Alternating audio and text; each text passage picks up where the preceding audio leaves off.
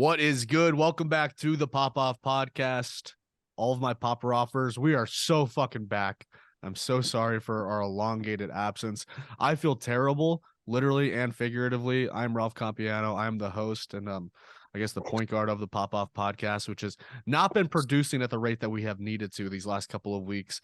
While a million of really big things have happened, including the Super Bowl, a Rihanna halftime show, LeBron James becoming the all-time leading scorer in NBA history, and we haven't said a goddamn thing about it, and we're really not going to say that much about it because we're looking forward. All that shit is in the fucking past, and I am joined by Ben Masterson, who will be joining me hopefully every Sunday to talk about the NBA as we lead into the playoffs, and hopefully we'll be doing this for the next few months as we Yes, sir. for all of this hoops. Masterson, how does it feel to be back on the pod? How does it feel to be in the real depths of basketball season? Football is over and we are strictly in basketball season now. How do you feel about it? It's amazing. It's my time to shine. Coaching has ended. Time to shine. It's my time to shine. Coaching has ended. I got League Pass now. It was on sale for $50, so I'm locked in. Getting more and more current with it, so I'm feeling great. I'm looking forward to it. I'm ready for this push to the finals, man. I think it's going to be really exciting. One of the only people in the world who has ever purchased League Pass after the All-Star break. An absolute It's savant. done. It's done. Dedicated to the game. And we're also joined by the producer of the Pop Off Podcast, Bordy B, aka Nick Bordenero, aka Gorgie D. What's good, Bordy? Everything's good, baby. So we actually recorded a pod, Bordy and I, a week ago, and never released it. It is unheard by the world. It's in the vault. It is just, it's a personal one. And Bordy actually had some predictions on the pod that were absolutely cashed in the Super Bowl. So if you want to flex your muscles a little bit, Bordy, go ahead, because those are going to be some things that we look forward to for the rest of the NBA season, like awards and all of that kind of stuff, and who's going to win what and the divisions and all that kind of stuff. But yeah, congratulations on the. I may or may not have been 4 for 4 on props that I gave out on the podcast that never dropped. So. All right. The pod that will never be heard around the world. Maybe I'll just trim that up and we'll just release it and nobody will give a shit because the Super Bowl happened a week ago, but it is what it is. But yeah, we are here to talk about some hoops. Obviously, we're in the middle of the NBA season. The middle of the trade deadline is just passed. All-Star weekend is happening right now. As we're recording this, All-Star game is about, I think, 45 minutes away from tipping off, something like that. But we want to look forward to the rest of the season, and I think we should probably look at the team that I follow the most closely, that I've watched the most this year, sadly, and that is the new look Los Angeles Lakers. They obviously traded away Russell Westbrook and one of their first-round picks, and they also traded away Patrick Beverley. So they got rid of not one, but I would say 2 cancers to their team, and then they brought in a bunch of competent NBA players. Whoa. What, you got beef with that? Yeah, I got a little beef with that, calling Russ a non-competent NBA player, but go on. He's 100% non-competent. He was like an active at this stretch, at this point. Yeah, he's been all right this year, but like, what they get out of him that's better? We'll get into it, but sure. So I mean, we can talk about Russ and where he might fit in those kinds of things, but getting back Jared Vanderbilt, Malik Beasley, and D'Angelo Russell, I think just getting those 3 guys, they fit the system a lot better. Masterson, I know you probably got a chance to look at their one game that they had together since they got traded, or has it been 2 games? Didn't they play the Spurs? No, I think they played one, but LeBron was out, so we didn't get LeBron's a chance. So I think, the one we saw was against New Orleans. That's when he was back. But then they played against the Warriors, and LeBron was back for that one, I believe. And that one they actually looked pretty solid. That's right. Part of that game. That's right. But yeah, what do you think of the fit as far as D'Lo, Beasley, Vanderbilt, and those guys alongside LeBron, AD, Reeves, and everybody else? I loved it. I mean, it's limited, and who knows what it looks like down the stretch. D'Lo, the game I was watching against New Orleans, he had a really efficient game. I thought he played really well. I don't know what you're always going to get out of him. He seems very – I mean, throughout his time in the NBA, he's been streaky, and he's had his issues. But you have an actual bench now, which is the biggest thing. You don't have to fully rely on LeBron and AD to be the pinnacle of health when AD hasn't. And it's unrealistic to ask LeBron to do that at this stage in his career. So you got Rui, Mo Bamba, Schroeder, Lonnie Walker, Austin Reeves, all coming off the bench. That's not like an all-star cast, but that's enough serviceable people to get it done on top of a really, really good starting lineup. When you Yeah. throw Vanderbilt in there, Beasley in there, D'Lo in there, they're a team now. And I'm excited to see how that starts to come together as they push for the playoffs, because that game against the Pelicans was one they really needed to win. Those are Mhm. the games that are going to get you into the playoffs against teams that are right in that area. So I'm looking forward to it. I want to see LeBron in the playoffs. That's where he deserves to be. It's Yep. where he should be. He makes the league better. So hopefully that push can happen. Well, just like seeing the team at the beginning of the season where like they're throwing out Matt Ryan and Wenyen Gabriel and Juan Yeah. Toscano Anderson in critical minutes, you're like, holy Max Christie. It's like this team is one of the worst fucking teams I've ever seen assembled. And the fact that they turned it into this, and they only gave up one of the first round picks, they gave up Russ. I That think was it's a big actually thing. really, Yeah. really, They got really 50 impressive. million off the books too. Right. And they bring more money back with D'Lo and they're gonna have to re-sign him and all of this kind of stuff. But like what you need to worry about is this season. They're I believe the 13 seed right now. It's very Yep. close to getting into the play-in. I think they're like a game and a half behind play-in status. So that's very doable. My thing is that this team, it just has more clearly defined roles now. It doesn't remind me of their championship team necessarily, but you can plug Malik Beasley into the KCP role. You can plug Vanderbilt into kind of like the Kuzma role defensively and rebounding. He's better on that end. Yeah. He's not going to give you as much offensively, obviously, but defensively, he's a stalwart. You can throw him at guys like KD and just make him work a little bit harder for his buckets for 2 quarters. And then the other thing is, like you mentioned, you're bringing in Mo Bamba, who's a definitely talented dude who's in a weird situation in Orlando. You bring him here and he gets some guidance from LeBron, from AD and guys like that. And I think that he starts to get a little bit better. And I just think it lifts the confidence of guys like Reeves. It's like, okay, I don't have to be literally like the second best player on the floor at times for the Lakers anymore. Like now I can be the third, fourth best guy like I'm supposed to be. Bordy, what do you think of this team? I mean, you're a typical Lakers hater. It's the way that, we got to have somebody on the pod that is. But as a LeBron guy, do you think that he can kind of will them into an actual playoff push with this roster? Well, I think another word, a synonym for Lakers hater is a realist. So on paper, I don't like the trade Russ for 3 guys that don't get even combined the production that he does, but they're definitely more of a team with the spots that they filled in. I thought Beverly could help them. They didn't really get anything out of that. Did they get Mo Bamba out of that one, or was that out of the? Yep. Okay, so if he plays, he hasn't played in Orlando. I'm not sure what the deal is there, but if he plays, he can give them valuable minutes, especially after sending Thomas Bryant out of town. Love Thomas Bryant. Gonna miss Thomas Bryant. I can't believe they made that trade. Weird. Yeah, they must have known they were getting Bamba in there and thinking they're going to get something out of that. And that's definitely the only value you're going to get out of Thomas Bryant ever. So make it rain. But he had a lot of good energy, and I think Bamba he looked decent. All that team needs is energy, it feels like. Right. And to me, it seems like they got rid of a lot of the energy, but it's definitely a more well-rounded team now. I think one of the biggest things, if we're talking energy, is it seemed like from all the reports and everything that was being said, everything with Russ was going real negative towards the end of that. Oh, yeah. Like the game that LeBron broke the record, he got in a fight at halftime with Darvin Ham. Yeah. Like, just kind of seems like the energy was needing to be shifted. And Pat Bev is usually that guy, but I can't remember who was saying it earlier. I was listening to a podcast that was like, he's that guy when you have like younger players that want to be coached and like want that leadership, and not like LeBron and Russ and AD, who are all just rolling their eyes and going off into separate directions. Yeah, like, what the fuck have you done that we haven't? You're Patrick Beverly. We've played against you a million times. Like, you're not gonna be able to tell me something new. This isn't Minnesota, Patrick. Yeah. Like, your name is literally Patrick, dude. Like, just settle the fuck down sometimes, okay? Like, you act all fucking hood. Like, at the end of the day, your name is literally Patrick. But no, I think it's like it's a good refresh for them, because the Westbrook thing, it became so toxic. Like, it was so obvious that he still thinks he's a superstar in his mind, and he couldn't get that adjusted. And the bright lights of LA like just brought out the worst and best in him. I thought, like Bordy said, like there are definitely some highlights from him this season where he does give you energy. Like, there's no doubt he's always going to play his ass off, but sometimes that energy goes the wrong way, where it's like, fuck, Russ is driving to the rim with his head down again. And like sometimes it looks really good and he's finishing in traffic. And that's like in the second and third quarter, but then it comes down to the last 6 minutes of the fourth quarter. And it's like, holy shit, I've never seen somebody throw a ball against a backboard so hard. Like, just relax on some of these layups here, buddy. It's like that guy in pickup you just kind of let shoot and kind of live or die.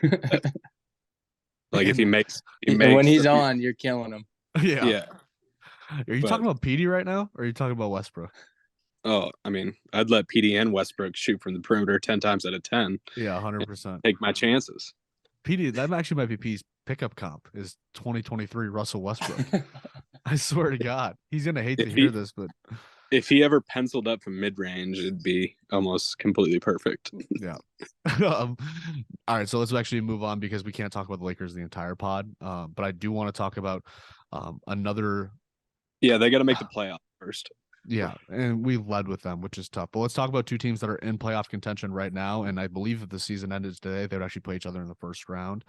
And that is the new super duos in Phoenix and Dallas. So obviously the Phoenix Suns traded Mikal Bridges, Cam Johnson, and an assload of picks for one Kevin Durant, aka the Slim Reaper, aka Easy Money Sniper, aka KD Trey 5, aka the host of the Boardroom podcast.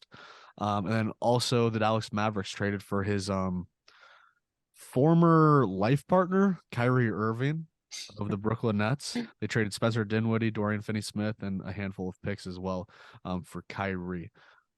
Obviously, the KD move probably moves the needle a little bit more for a championship, right? Like I think we can definitely say that. But at the same time, these two teams played each other in the Western Conference semifinals last year, and they went to 7 games, and the Dallas Mavericks absolutely embarrassed the Suns. So there is like a level of rivalry that already exists between these two teams, between Booker and Luka, and now you're introducing Kyrie and KD to this scenario. If these two teams were to play each other in a playoff series, is there a certain way that you guys would lean right now? Masterson, let's start with you. I think it's going 4-1 Phoenix. 4-1? 4-1. Boy. Yeah, I don't have any confidence. I had more confidence in Dallas last year with Dinwiddie and Brunson in that push to the playoffs than I do with this team right now.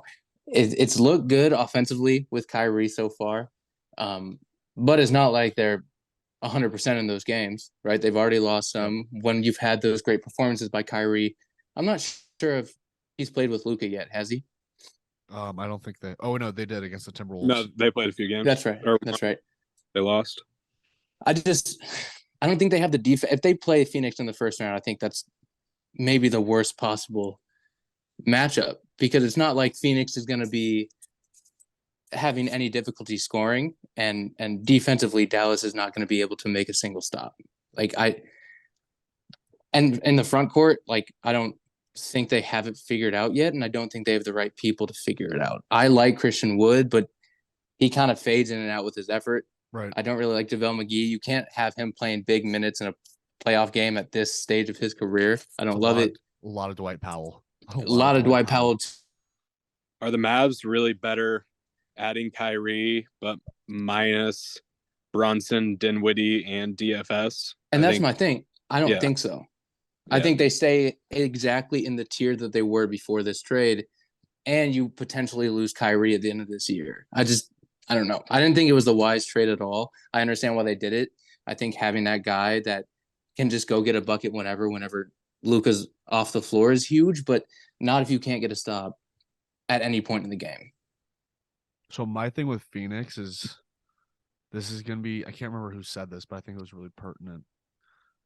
This is going to be like the first time in Devin Booker's life where he's not getting guarded by the best player on the other team. Like that's scary. If they go against Denver, like Denver's gonna have to throw Aaron Gordon at KD, and then who do you put on Devin Booker? Like, yeah, I don't know, KCP, I guess. If you go against Dallas, it's like there's no Dorian Finney-Smith to throw at him. I guess you have Josh Green, who's a solid defender. You plug him against Booker because he's a better size matchup than he is with KD. But then who guards KD? So like, obviously KD hasn't logged a single minute for the Phoenix Suns yet, but I think that what I like about both of these deals, just from an optimistic standpoint, is I think both of these guys fit seamlessly into the systems. Like you can just plug Kyrie into the Brunson role or the Dinwiddie role, and he can play alongside Luka and alleviate some of that pressure on his shoulders. And then with KD, you're essentially plugging him into the Mikal Bridges role, who would come off of a lot of screens and shoot a lot of mid-range jumpers. And he wasn't necessarily like a camper in the corner or anything like that. I think it's going to be less like KD in Brooklyn and more like KD in Golden State, where like they're using him as a cutter, they're using him in post-up situations, they're using him as a screener for Booker, because he never really set screens in Brooklyn anymore, unless it was for Kyrie every now and then. But in Golden State, they would like plug that out. I don't know, the last 3 minutes of every fourth quarter to just be Steph and KD pick and roll. And if you can use that with Booker or Chris Paul, it's like, oh shit, here we go. Like, and KD's never really played with a point guard like Chris Paul. Yeah, he played with Russell Westbrook. That's a great point too. Is a elite passer by all means, but I don't think he's like the same kind of like floor general necessarily that Chris is.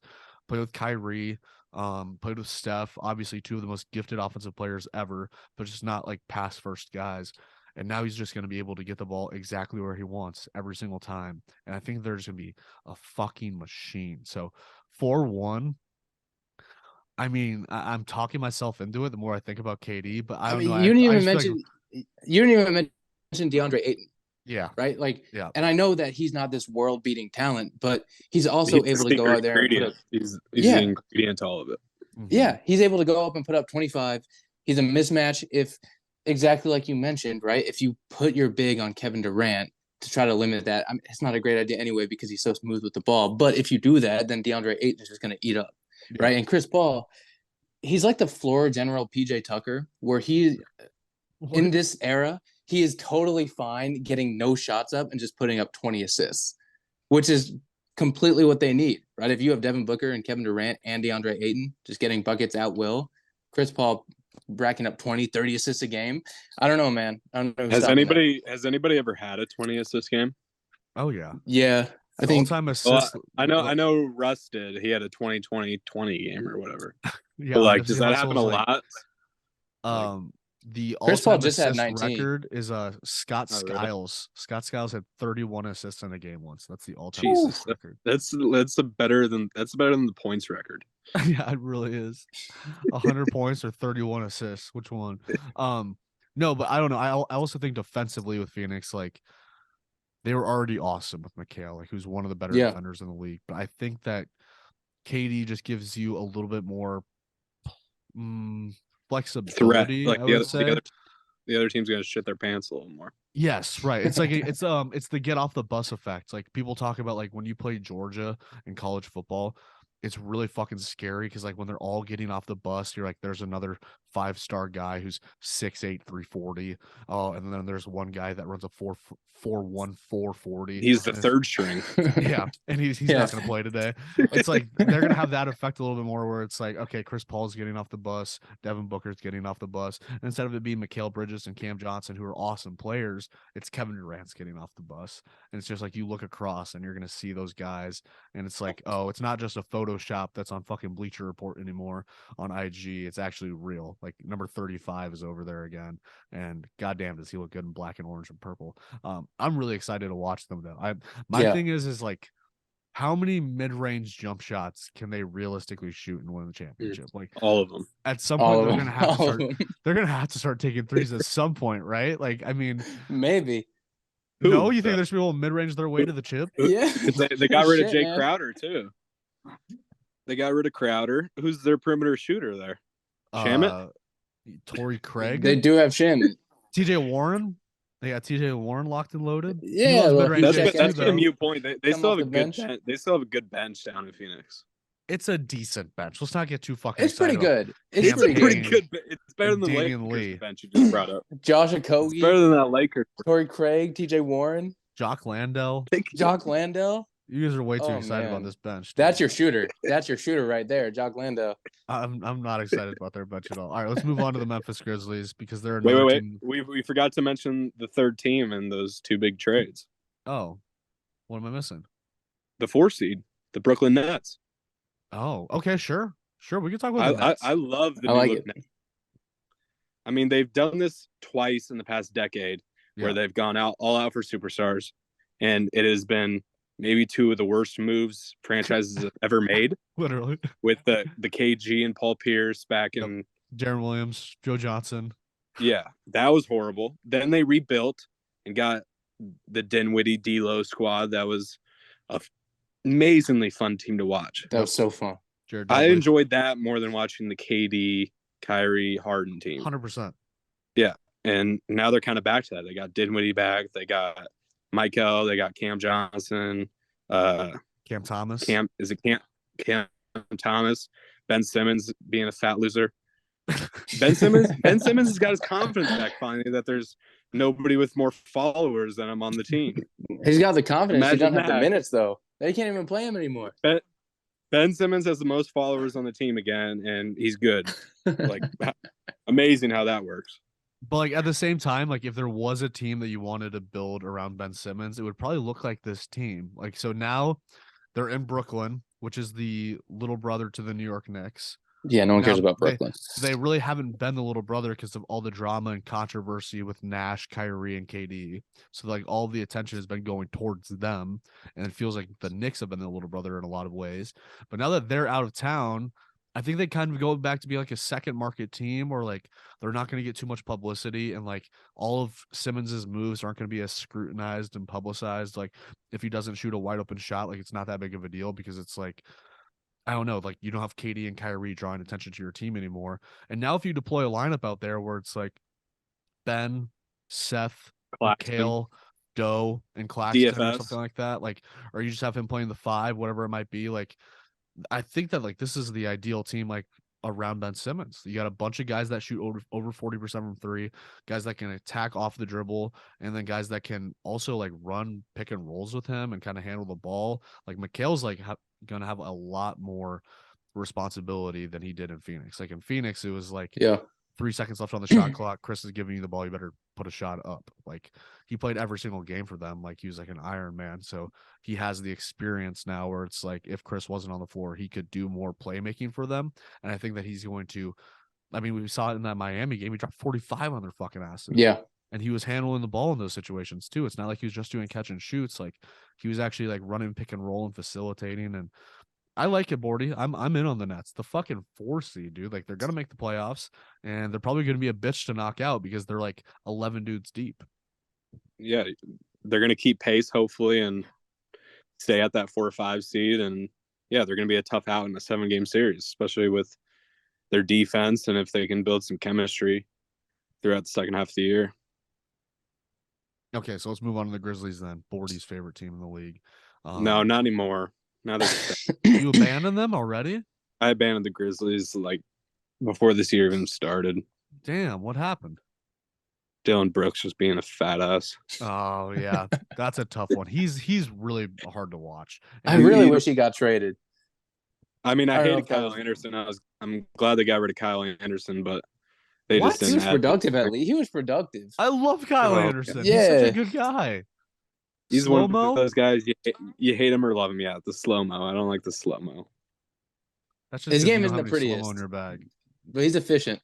Hey, it's beauty is in the eye of the beholder, Ben Masterson. What's your point on the Grizzlies? The Grizzlies didn't do That's shit fair. at the deadline. Okay, so yeah, the Grizzlies didn't do shit at the deadline. I just want to say, should we be worried about the Grizzlies? Because I've been hearing the statistic all around.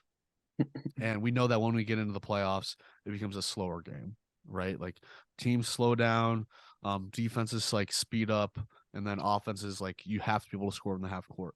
They have the 25th ranked half court offense right now, I believe, according to Second Spectrum. Yep. Okay. So they are one of the 5 worst teams in the league when it comes to scoring points once they get out of their fast break and transition offense. Okay.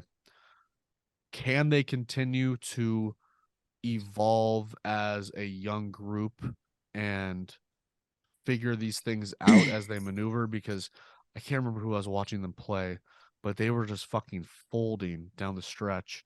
They've been bad for about a month. No. Yeah. And is this a Jaw issue? Is this a Brooks issue? Is this a Bane issue? Is it a Jaren Jackson issue? Or is it just a whole team identity issue? I think after this year, they're probably going to need to retool. I like that they got Kennard at the deadline. It was a kind of a small deal, but they moved off of Danny Green, who can't move up and down the court. They got Kennard. I think that'll help with shooting in the half court. They've also been missing Steven Adams for a long time, and that's kind of coincided with how poorly they've been doing. I think he opens up a lot in their half court because he's just a big fucking body that can set a screen and roll to the basket and get rebounds. One of the best screeners in the game for sure. Yeah, so I think I'm not necessarily out on them. I don't know if I'd pick them to advance to the championship, but I think once they get him back, once they get on a little bit of a roll, get some chemistry flowing again, I think they'll kind of regress back towards the mean and be better than what we've seen this past month or so. But I think they'll need to retool in the summer. What does that look like though? Like, what does their retooling have to be? Because like they obviously didn't make a move for OG Anunoby or Beal. Is it going out and getting a second superstar for Ja that can kind of alleviate some of the pressure from Jaren and from Desmond Bain? Because I like both of those guys a lot. I'm not sure either of them is the second best player on a championship That's a team. good point.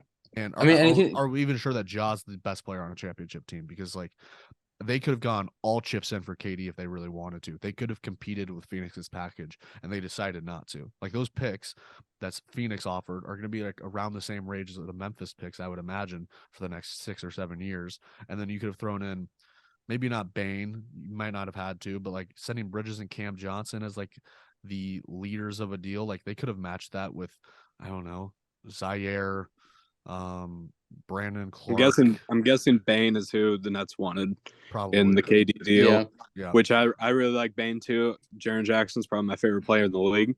But like you said, those guys are like about the definition of a 2 and 3 borderline all stars. Yeah. Do you think they need like how an much type? Somebody that can really affect the game. Otherwise, they're just not. They don't like Ja is unstoppable, obviously, but he's just going to keep you into the game to a certain point. You need somebody that can actually like win you the game. Yeah.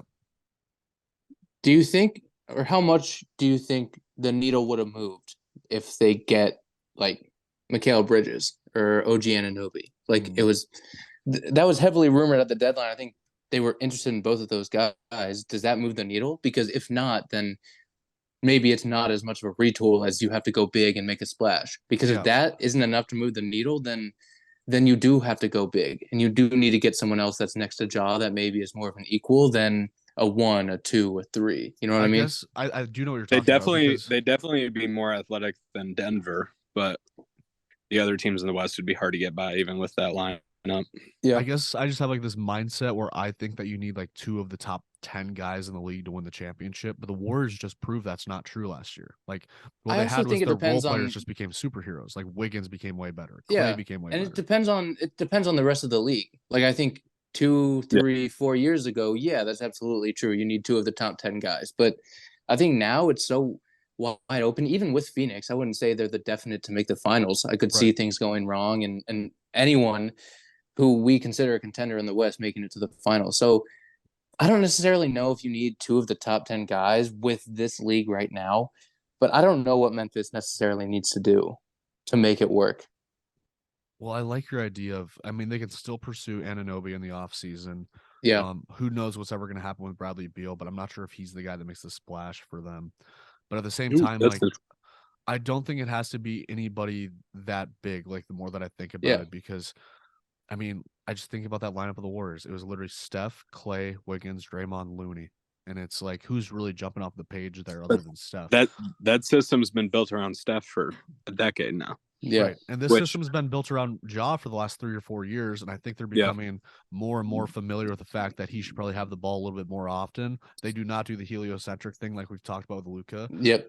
But I think that they need to be able to find some kind of balance of, okay, sometimes we do need him to like have a 35% usage percentage in a series and just be the best player and go for 42, 8 and 8 every single game and that's why the Grizzlies are a better playoff team than they are a regular season team, because they can in the playoffs they phone in more on Ja. Like they focus on Ja more, and you can't stop the dude. And I think that people say they're a regular season team and not a playoff. Like last year in the playoffs, like they had the Warriors on the ropes and then Ja got hurt. Yeah. Yeah, like, that's true. That was going to be a good series. Then it kind of ended. It was a great series. Like more as much as I hate Dylan Brooks too, I think he's a playoff guy. Just for some reason, I think you do need kind of like that heat check. When he's on, he can win you a game in a series. Yeah, he's got to be confident. So, yeah, it just depends on how much you want to put up the good with the bad. That's a good point. I'd rather give those minutes to LaRavia or Zaire Williams or anybody else. Like fucking bring Kenneth Lofton Jr. up from the Memphis Hustle.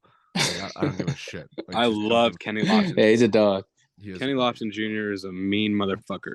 All right, let's move on to a team that is not on a cold streak. They're actually on a hot streak, and this will be the last thing we talk about before we get out of here. But the Philadelphia 76ers are a fucking juggernaut right now. I believe they've won 21 of their last 25 games. James Harden absolutely snubbed from the All-Star game, leading the league in assists Yeah, that was alongside Tyrese crazy. Halliburton. Joel Embiid, second favorite in the MVP race right now. I believe you can get him at plus 500, I think. I think Jokic is like minus 200. Absolutely That's insane. not surprising. Yeah. But then you also have Tyrese Maxey, who has moved into a sixth man role with that roster. What do we think about Philly? Do we think that this is the year that Embiid can actually kind of take them over the brink and be just this? Because it feels like the same thing every year, but I don't know if they've ever been this good. I think that these last 25 games they've had is the best that Philly has ever looked. Maybe even going back to the Jimmy Butler, Ben Simmons when he was in his prime, which sounds so weird to say. He's 26 years old, like he should be in his prime right now. But when Ben Simmons was in his prime when he was 22, with Jimmy, Tobias, and Embiid, I think this is the best they have looked since then. What do you guys think? Yeah, Philly was my in the off season, they were my team to make it out of the East, just because I wasn't really buying that James Harden was washed. It felt like more to do with the hamstring and trying to play through and get by that. And he's been awesome. I think he's taken on the role that he needs to take if he's going to win a championship, which is he's going to go and he's going to be on a heater when he gets his and when Embiid's off the floor and he's the guy, but he's a great facilitator and he really makes the offense click and the offense work. And I like the addition of Jalen McDaniels at the deadline. I think he provides a different look off the bench, provides a lot of length, and he's just been an exciting player to me. A lot of length. Him and his brother are anomalies. When you watch them in a game, they look weird. They look genuinely weird. They don't look natural. So we got Jalen and Jaden. Yes, yeah. Jaden's in Minnesota. Jalen just came from Charlotte into Philly. Wait, the other one went to LA, I thought. Nope, Jaden's stuck in Minnesota. He Utah really wanted him in the Gobert trade, and they're like, he's untouchable. But you can have these 19 first-round picks, but you cannot have Jaden McDaniels. And he's awesome. He's a really good defender. Yeah, he is. I think the big thing it comes down to with how far they go is how their role players perform in the playoffs. Because I think that's kind of been the bane of their existence recently with Joel Embiid in this tenure. But they have Paul Reed has been awesome. Georges Niang, if he can, he was kind of up and down all postseason last year, but he's been good this season. If he can hang on, like I said, Jalen McDaniels, you mentioned Maxey being the sixth man. Like that's an awesome sixth man to have. I'm excited about this team. D'Anthony Melton too, just another one of those guys I that has the playoff experience after last year. Mm-hmm. Sixers were probably my pick about a month ago to win the championship, but I'd probably move that down to them to win the East at this point. Yeah. Okay, so you're high on them. Yeah, no, I've been high on them. Harden looks like a new player from last year. Him and Embiid have really like gotten some chemistry, and that's why you need two best players. Like you got two of the top 10 to 15 players in the league. Yep. If you can get them to gel, you're going to be there at the end. It's just how it plays out. I mean, their role players are lacking. Tobias Harris needs to play well. If you're counting on Niang, good luck with that. But I got faith in the Sixers. I don't know who out of the East can really pose a threat to them with that lineup. Who can guard Embiid in the East? I mean, that's the thing that I think about. It's like, okay, so their two main foes are going to be most likely Boston and Milwaukee. Right. You could throw Miami in there. I feel like Miami matches up the best with them. Sure. Miami's always given them trouble. Miami gives everybody trouble. They knocked them out of the playoffs last year, if I'm not mistaken, because Embiid had like that weird eye thing. And Ben and I actually talked about this in the preseason when we did the top 50 players. But Embiid doesn't want to see Bam either. And Embiid, and that's the thing with Embiid. It's like I love him to death. He's one of my favorite players I've ever watched. Like he's so graceful for how goddamn big he is. But I just get a little bit less confident in him once we get into the playoffs because I realize that you're playing once every 2 or 3 days. And to his credit, he's been really well conditioned these last 2 years, and he's played a lot of regular season games, and he plays really hard. But like, do you guys see how much he sweats in games? Oh my Okay. God. He Yeah. is And a they're fucking gonna give you a faucet. better look. They're gonna give you a better look as the series goes on too. Right. It's not just gonna be easy peasy one night a month Yeah. and kill them. They're gonna Well, that's where after I game one, think the game role two, players come into play, right? Because if you don't have to rely on Joel to be this superstar MVP caliber, like win you a game guy every single game of a series, you have a better chance. You can't run him into the ground. We've seen it. You can't get to the conference finals, the NBA finals with something. And it's weird because it has been heliocentric, but it hasn't been him taking the ball and being that guy. It's just the offense revolves around him because it's necessary. he's So I think scared. now, if you have these guys that can come in and contribute and be consistent like they haven't been in years past, this is where Philly looks really, really good in my eyes. And they just have a fun second unit too. Like when Embiid's Yeah. not on the floor, they can just put out Tobias, Maxey. They obviously upgraded the Thibault spot and they brought in McDaniels, and you still have Korkmaz running around shucking shit up. I think he demanded a trade He did. like a month ago. He did. It's like who the fuck is allowed to demand trades anymore? It's like everybody can just demand a goddamn trade. Player now. empowerment, man. I mean, good God, it's absolutely He would have disgusting. gotten in he would have brought in 5 second rounders apparently. And That was the that's my asking price problem for with everyone. Philly.